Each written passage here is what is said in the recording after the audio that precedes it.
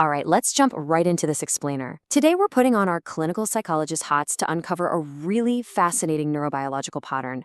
We're looking at exactly why highly empathetic people get trapped in toxic cycles, and more importantly, how they eventually break free. If you've ever found yourself just completely, utterly drained by a relationship, but somehow unable to walk away, well, you're in the right place. We are going to dig into the hard science of emotional trauma and attachment. I want to start by looking right at you and reframing a seriously painful question. Why do you still crave them? Listen, your craving isn't a weakness. It's actually a misguided psychological pursuit by your brain trying to fix an old wound. You see, the absolutely hardest part of healing after an emotionally unavailable relationship isn't just admitting that they hurt you. It's admitting that on some deep, frustrating level, your body still wants them. And yeah, that conflict can feel deeply humiliating. But today, we're going to look at exactly why your nervous system is reacting this way. And this brilliantly illustrates why your heartbreak feels so agonizing. Your brain's anterior cingulate cortex and prefrontal cortex, they process this emotional rejection exactly like physical trauma. Seriously. Neuroscientists have found through brain imaging that a severe emotional betrayal lights up the exact same alarm bells as, say, spilling scalding hot coffee on your arm. So to your brain, being repeatedly hurt emotionally isn't just a metaphor. It is neurologically real damage. So the crucial point here is that you aren't actually chasing love, you're chasing repair. You're desperately trying to get an unavailable person to heal an original wound that they activated but definitely didn't create. On one hand, you kind of become this researcher, right? Decoding their childhood, analyzing their attachment style, literally trying to prove that you are worth staying for. But the clinical necessity of reality demands that we stop negotiating with someone's potential and we start accepting the reality of their consistent, actual behavior. I'm going to pause right here just to let this sink in. Think about it. You became an emotional researcher, editing your own personality to accommodate someone else's dysfunction instead of protecting your own heart. You shrank your voice, you suppressed your needs, and you tolerated unbelievable inconsistency because you confused the emotional intensity of trauma bonding with an actual healthy connection. Moving into Section 1, the pathology of emotional trauma and how the empath brain adapts to repeated injury. Let's see how this builds into a neurobiological shift because your brain simply cannot endure endless emotional injury without adapting to survive it. Now, what's really interesting here is how we can visualize this invisible damage. At baseline, highly empathetic individuals have these incredibly active mirror neuron systems. You guys literally simulate the emotions of others. But with repeated betrayal, your amygdala, which is your brain's threat detection center, totally takes over.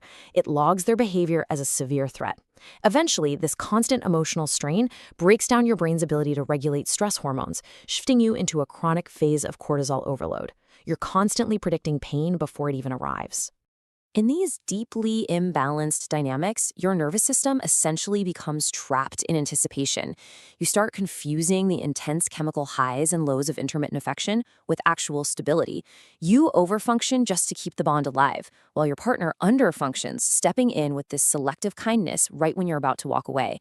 And what happens? It spikes your dopamine and oxytocin just enough to keep you hooked, chemically and spiritually addicting you to a cycle of mere survival. Which brings us to Section 2, the shift to selective empathy, transitioning from self-abandonment to intentional self-protection. Now, the human brain is beautifully wired for efficiency, and eventually the empath experiences a profound internal rewiring called emotional conditioning. Okay, so you are not becoming cold or emotionally damaged here. What's actually happening is your prefrontal cortex is stepping in to override your raw emotional impulses, making you incredibly accurate and intentional. The cognitive dissonance of giving massive loyalty and only receiving unpredictability, it forces your brain to resolve the tension, so your prefrontal cortex starts evaluating behavior instead of just feeling it, shifting you from automatic openness to strategic observation. This is the moment. That light bulb moment where you stop asking, how can I fix this? And you start asking, wait, why am I allowing this? You're shifting your empathy from a weakness that gets exploited into a tool that you actively control. Empathy without boundaries is just self-destruction. But selective empathy? That means your investment is now based on consistent evidence. You literally stop ignoring reality just to protect someone's potential. All right, Section 3, reclaiming your personal sovereignty, withdrawing emotional labor from the unavailable. Let's dive right into the treatment phase of our explainer, Because understanding the neuroscience is great, but it's only half the battle. How do you actually step out of the cycle? So these steps are absolutely not about playing games or punishing an avoidant ex. Let's be clear about that. They are entirely about withdrawing your emotional labor so you can finally feel the consequences of reality. When you go completely silent, you remove their emotional buffer. By becoming emotionally unavailable to them, you stop overfunctioning. You stop pretending that everything is okay, you confront the hard truth, and you build walls to protect your peace. You take away that psychological safety net that allowed them to enjoy all your warmth without offering any real commitment in return. And this number brilliantly illustrates a vital clinical truth: 0. If your healing depends on someone else apologizing or finally becoming emotionally mature, you are going to remain imprisoned. The amount of closure you need from them is 0. Your brain doesn't actually need their explanation. It already has all the data it needs. The pattern of their behavior, that is your closure. Now, moving to Section 4, the Daily Ritual Guide, regulating your nervous system through the transition. Let's look at some actionable homework, because teaching your nervous system that peace isn't boring requires daily intentional practice. Remember, your body has been running on high alert for a long time. By practicing these daily rituals, like just placing a hand on your chest and affirming your worth out loud in the mirror, you begin to stop that physiological craving for chaos. You have to literally tell your body, I do not have to win love from someone unavailable to prove I am worthy. And over time, things like prioritizing sleep, nutrition, and embracing silence will flush that cortisol from your system, finally allowing your rational brain to stay fully online. So the crucial point we keep coming back to is this: someone else's inability to recognize your worth or their sheer emotional immaturity is a reflection of their character. It is absolutely not a reflection of your value. You have to stop agreeing with the lie that their inconsistent treatment gets to define your identity. True healing begins the exact moment you stop measuring yourself through the behavior of broken people.